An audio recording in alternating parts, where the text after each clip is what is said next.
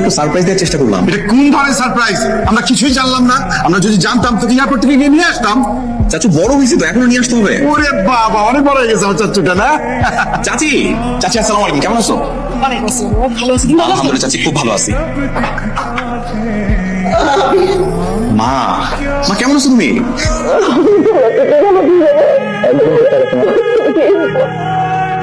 ভাবি, কান্না বন্ধ করো না, সেটা এতদিন পর দেশে আসছে।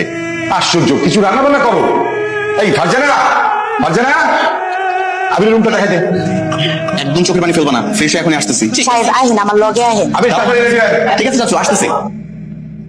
কিরে, শরবত নিয়ে কোথায় যাচ্ছিস? আপা মনি বাইজান কইছিল শরবত খাইবো, সেই জন্য বাইজানের লাগে শরবত নিয়ে। ও আচ্ছা ঠিক আছে, গ্লাসটা আমাকে দে, আমি নিয়ে যাচ্ছি। আই হাই আপা মনি, কোন কি আমি থাকতে আপনি হয়ে যাবেন?